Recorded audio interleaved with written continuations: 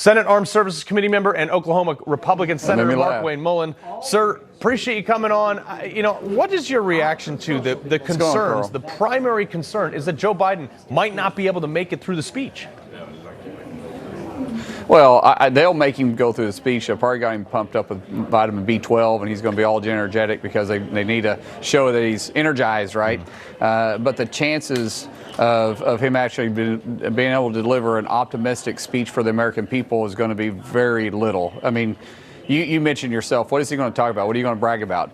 The hope of where we may go. You've had 3 years to be able to do something, and he's done nothing except trash our economy. I mean, the average family out there, Carl, is spending $1,100 more a month on bills. You got inflation hovering around 17%. Energy costs is over 30% higher. The border's an absolute disaster.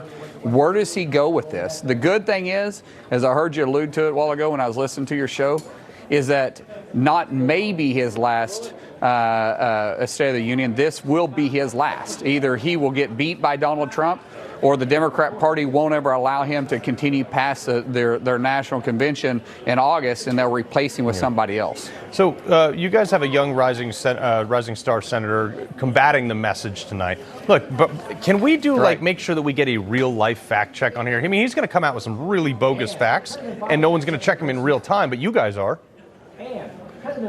Yeah, if you want to follow us on Twitter, we will be we'll be fact checking him all the way through his speech. We'll call it for what it is. There's no way I'm going to let him just sit up there and lie and put the spins out there. And I wouldn't be surprised, Carl, by this. He may come out there and talk about all the jobs he's created. What they need to talk about is how many jobs were lost, because there's not any new people entering the workforce. What they do is every time someone gets laid off from a job or gets hired from a different job, and then they get hired, and they call that a new job, that you're recycling employees now. At this point, there is no new jobs being created. We are just stealing one employee from one company and putting them somebody else, and they claim that as victory. It's absolutely ridiculous, but that's what a career politician does. They actually try to spin it, which you've been alluding to. Yeah, well, and the other thing, too, is they're counting people coming out of retirement and back into the job force because they can't afford to live on their fixed income. Yeah, the greeters at Walmart. Yeah, exactly. And God bless them. They're fantastic folks over there. Absolutely. But Senator Axios put this out, so it's a real concern. They're saying that they're raising concerns over Joe Biden's performance tonight. The piece is saying, quote, "We're all nervous." And that was from a Democrat citing concerns about his, quote, ability to speak without blowing things. I mean, if Axios and Democrats are putting this out, I guess I got to ask. We're live in Washington.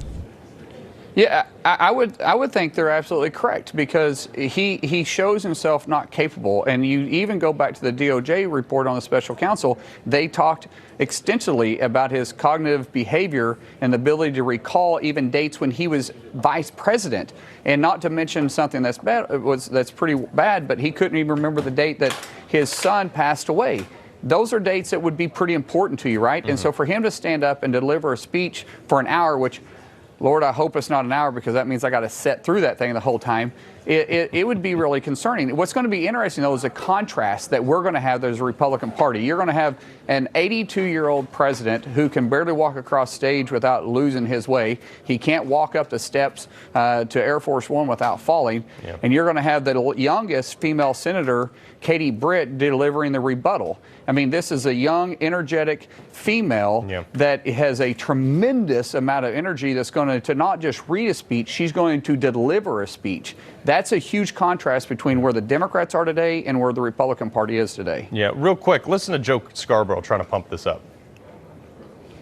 Start your tape right now, because I'm about to tell you the truth. And F you if you can't handle the truth. This version of Biden, intellectually, analytically, is the best Biden ever. Okay. Wow. That would be concerning. If this is the best Biden ever, we are screwed as a country, because that is ridiculous. I mean, I can't even. When I saw that clip when we were prepping the show today, I was like, that's got to go somewhere. But anyway, Senator. Yeah. So you throw it in on me, Carl? Yes. Well, I figured you were the guy who could probably make more sense out of it than me. Senator Markwayne Mullin, have a glorious time tonight, sir. Yeah. Oh, thanks, Carl. Appreciate it.